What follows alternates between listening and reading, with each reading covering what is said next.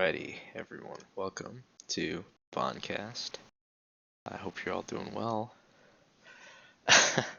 I'm not feeling too well, so I'm sorry if I sound a little, disgusting. But I'm doing as any rational human does, and I'm going to work. I'm filming my video, and I've got a Jameson and Coke. I was about to say Jack and Coke, but not today. So.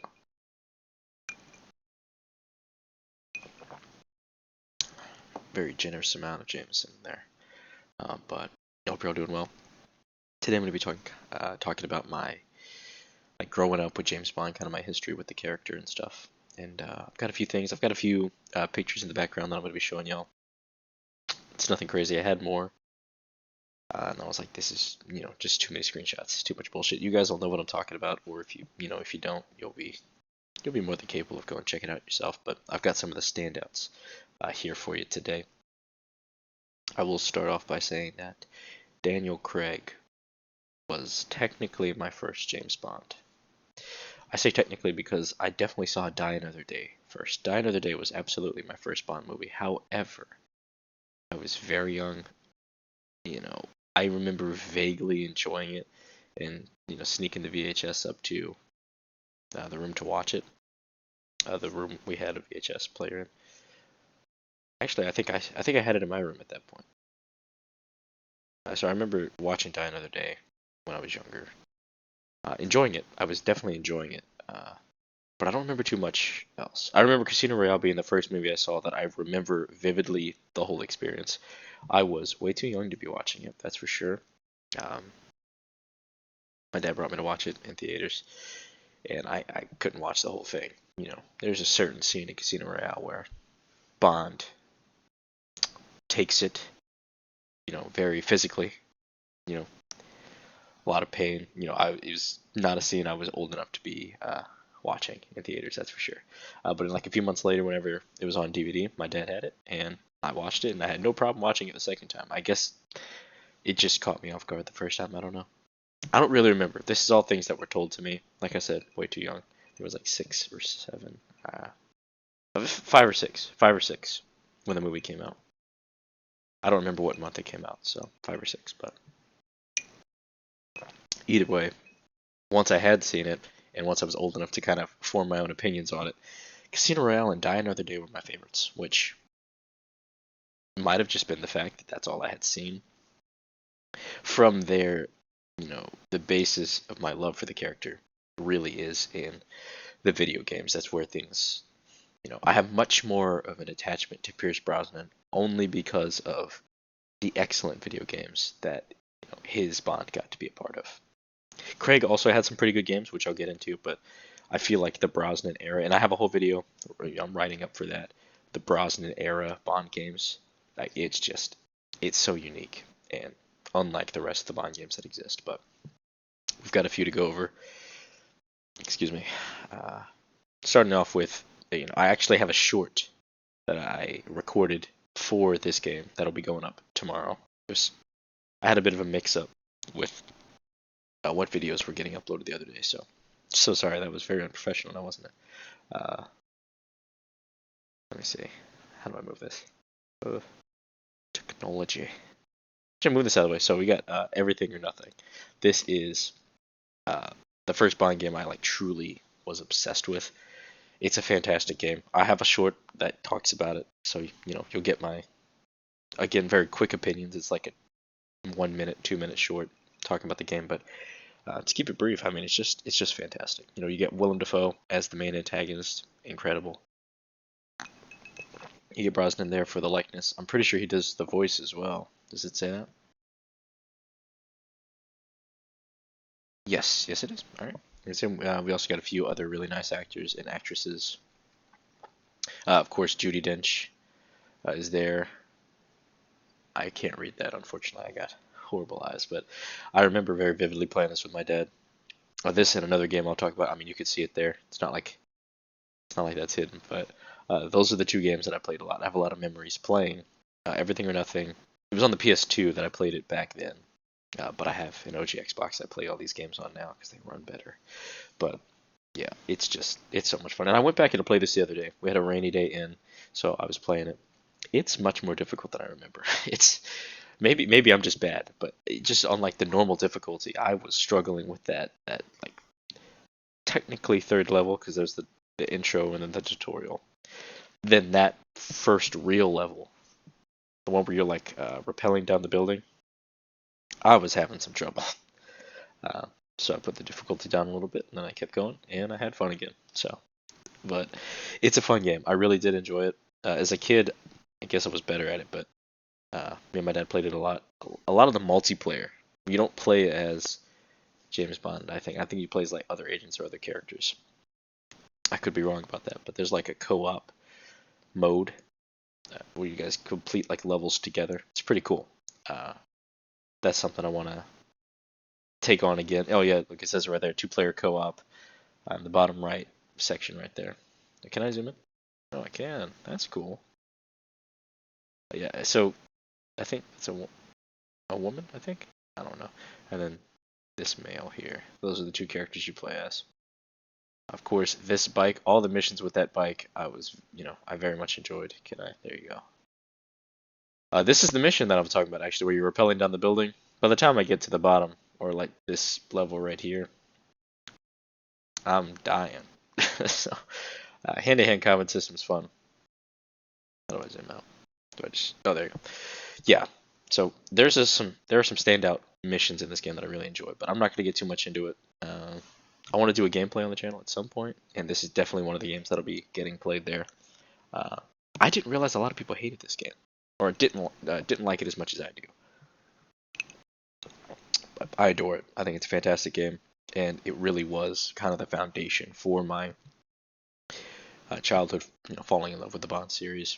That and From Russia with Love on the PS2 is where I played it. Holy fucking shit. Sorry, I shouldn't be cursing. But yeah, I love this game. I love this game so much. I actually, in hindsight, I think I always liked Everything or Nothing More as a kid because I liked Brosnan a lot. I hadn't seen any of the Sean Connery movies at that time. We're still in like the childhood days, like 6 years old to probably 10. I think this was everything I had, everything I'm going to show you for this part of the video. So yeah, it was Casino Royale, Die Another Day, Everything or Nothing, and From Russia with Love. For a long time, that was it, and I just adored it. I had enough. I had everything I needed. Two fantastic games, and this one had Sean Connery voicing James Bond, and this was after he was long done with being Bond, so it was just fantastic to have him there. This is another one I plan on doing a short of, and again, another video I plan on dedicating entirely to the game, but very briefly, fun game. The dinner jacket look for Sean Connery is my favorite look. If it was possible to have it as, it won't let me zoom in as much. If it was possible to have it as a skin for the character, for Bond while I'm playing him, I was gonna have it. Let's see. This one had, more traditional multiplayer, less, no co-op. I don't think no co-op missions, but like the traditional, like get some players in a match and start shooting at each other. And I had a lot of fun on that one. I just remember there was like one. It was like a missile or a spaceship in the middle of the map. That was my favorite map. I'm blanking. I haven't played this one in a very long time. I do not have this one on the original Xbox, and my PS2 is not functioning at the moment, so I can't go back and play it. But fantastic game. Absolutely recommend it if you've never played it, especially if you're a fan of Connery as Bond. But yeah, absolutely adored it. So at this point, that was pretty much everything I had. And then Quantum of Solace comes out. I didn't care for the movie as a kid. I think I was a little too, like, I couldn't focus just in general. And the Quantum of Solace is edited in a way, like there was like the writer strikes and everything that was happening, but it was edited in a way that was it was hard to keep my focus on the film. But the game came out, the game Quantum of Solace, and this one says PS2. I had it on the Xbox 360. I did enjoy this game. I really did. Mostly because it's like 80% Casino Royale, 20% actually Quantum of Solace. But I mean, I think it's a fantastic game. Uh, Not nearly as good as the other two. Again, I'm going to be talking about the games and ranking them all in another video. That's another thing I really want to do, but um, it's better than a lot of the games, not as good as like seriously far away from the really good games, if that makes sense. It's like middle of the pack for me. It's pretty much Call of Duty. It's a first person shooter. The PS2 version actually is a third person. I've never played it. This one's third person only, and it's, from what I've heard, janky, strange, weird, but something that a lot of collectors want to have because it's unique. On the 360, it was a first person shooter only, but and only on the PS2. It didn't come out for the original Xbox. So it's very interesting. Um, I will say, no, I'll try to keep it organized. But when the movie and the game came out, I enjoyed the game more, I think, because it was mostly Casino Royale.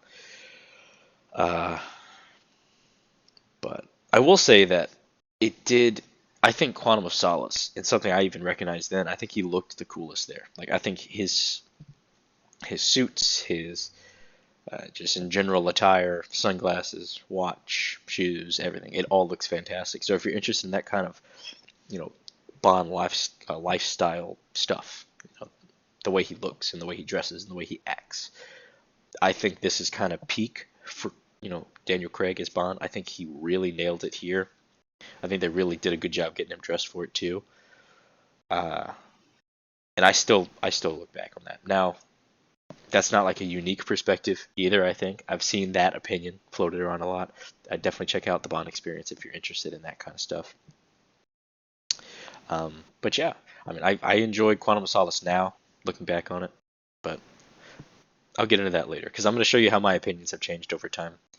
But yeah, from around 6 to 10 years old, those were the games that I had. From Russia with Love, Everything or Nothing, Quantum of Solace, and then of course Die Another Day, Casino Royale, films. Um, and again, I was very satisfied with that. Um, I forget what year Quantum of Solace actually came out. What does it say? What year the game came out? I'm trying to read that.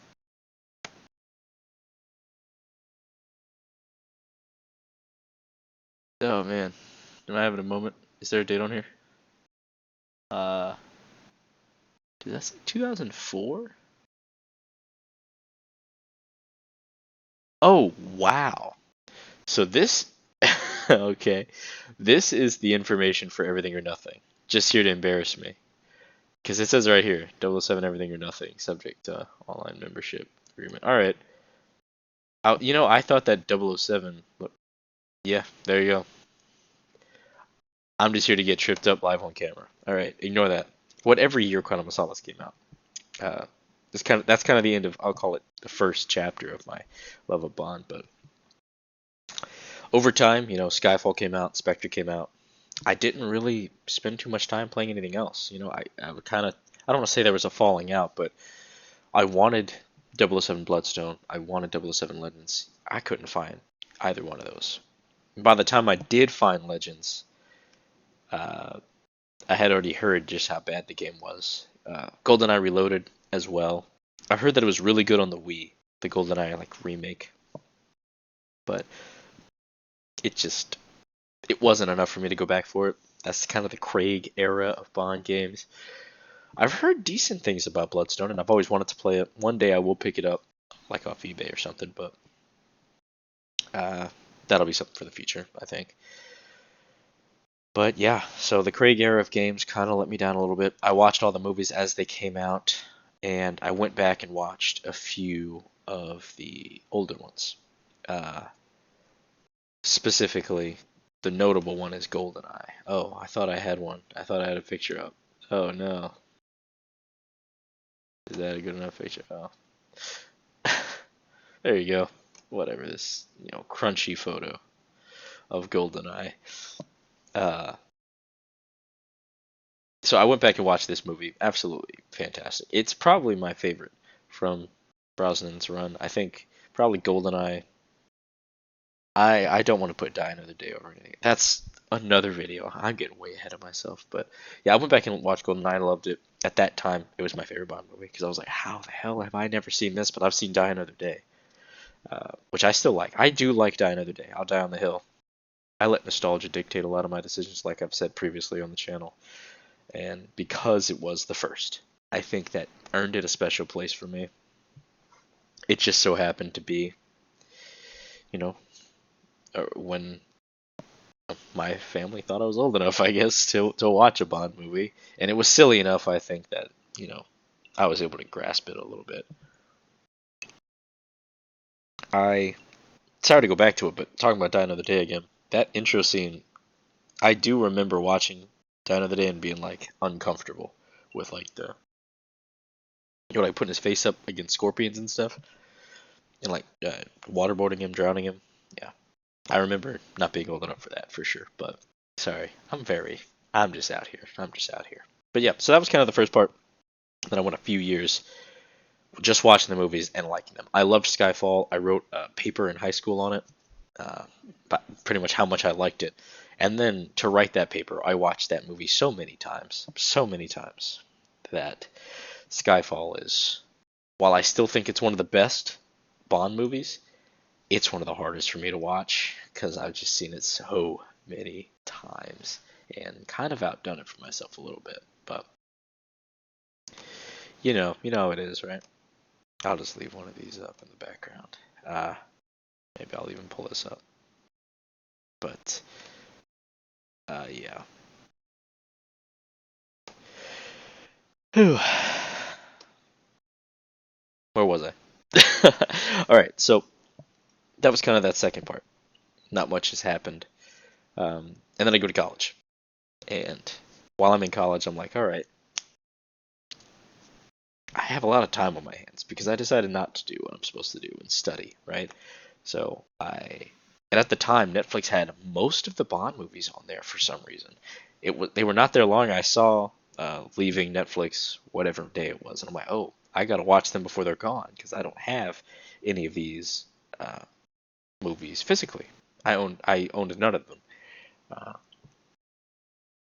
so I had to rent them on YouTube if I wanted to see them. But I went through and I binged a bunch, and let me tell you, my brief takeaways. The Living Daylights was fantastic. I love Timothy Dalton as Bond. I still have this opinion. I showed my fiance The Living Daylights 2 days ago for the first time. She loved it. It's one of her favorites too.